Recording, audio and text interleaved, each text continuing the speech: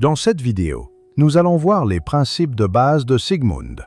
Pour entrer sur votre logiciel, saisissez votre nom d'utilisateur, saisissez votre mot de passe et appuyez sur « Entrer ». Le logiciel donne alors accès à la page des différents tests. Les différents tests sont classés par pack. Par exemple, pack recrutement, pack ressources humaines. À gauche, vous retrouvez le dernier test utilisé ou, en dessous, vos tests favoris.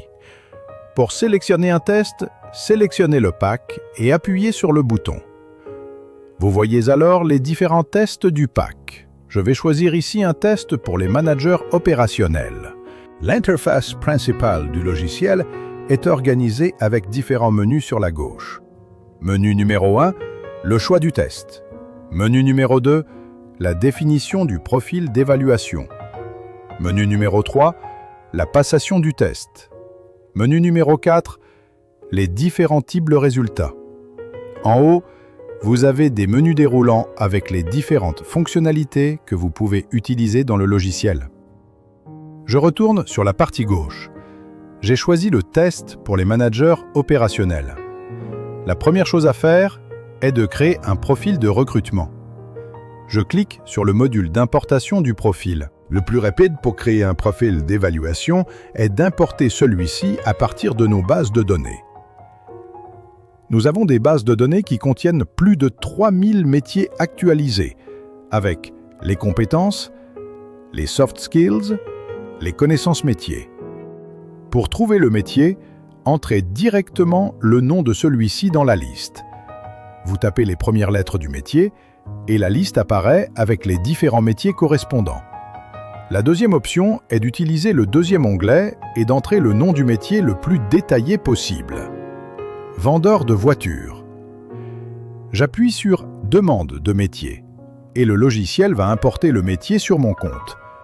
La troisième option va consister à télécharger la fiche de poste ou l'offre d'emploi. Après l'avoir importé, le logiciel va l'analyser et vous créera la configuration du test pour évaluer ce poste. Une fois le traitement réalisé, le logiciel va vous diriger vers l'interface de configuration du profil d'évaluation. Sur la page de configuration des profils, vous retrouvez les différents profils métiers que vous avez importés sur votre plateforme. En haut, vous avez des boutons. Un bouton pour importer un nouveau profil, un bouton pour créer un profil à partir d'une page blanche, un bouton pour importer les normes à partir des précédentes évaluations que vous avez réalisées, c'est-à-dire comparer vos prochains candidats aux candidats que vous avez déjà évalués, un bouton pour générer une offre d'emploi à partir de votre profil de recrutement.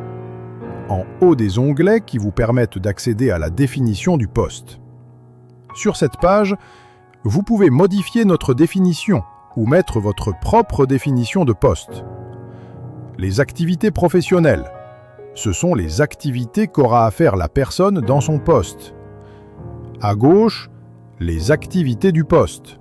À droite, des activités suggérées. Vous pouvez supprimer une activité qui ne vous convient pas et vous pouvez rajouter une activité qui manquerait dans les activités suggérées. Vous pouvez évaluer vos candidats sur ces activités en cliquant sur ce bouton. Ainsi, vous ajoutez les critères d'activité au questionnaire ou vous supprimez les critères du questionnaire.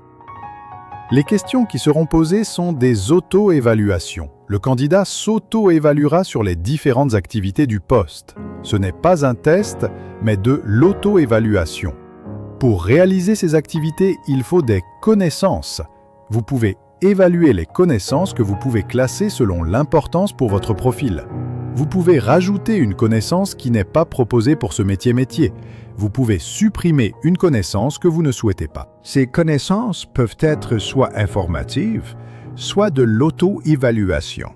Le candidat va s'auto-évaluer sur ses connaissances métiers, soit de certification, avec alors des questionnaires qui vous permettent d'évaluer le candidat sur ces différentes connaissances. Enfin, les soft skills. Les soft skills vous permettent d'évaluer vos candidats sur les comportements. Vous pouvez classer les comportements en très important, important et pas nécessaire. Il faut identifier les critères clés du poste. Les comportements pas nécessaires, comme critères clés, seront quand même évalués, mais traités par le logiciel différemment des critères clés du poste. Vous pouvez ainsi classer les différentes soft skills en fonction de leur importance pour votre poste. Enfin, quand vous avez terminé, le logiciel peut vous faire une synthèse de votre profil de recrutement ou vous sortir une fiche de poste pour ces profils de métier. Vous avez terminé avec la création du profil d'évaluation. Vous pouvez fermer cette fenêtre et évaluer maintenant des personnes sur votre profil. Pour évaluer votre candidat sur votre profil, rendez-vous sur « Passer un test ». Sélectionnez la première ligne « Préparer un accès sur Internet ». L'écran qui apparaît vous permet de sélectionner le profil que vous venez de créer. Un nom d'utilisateur et un mot de passe ont été créés pour permettre au candidat de se connecter sur le test.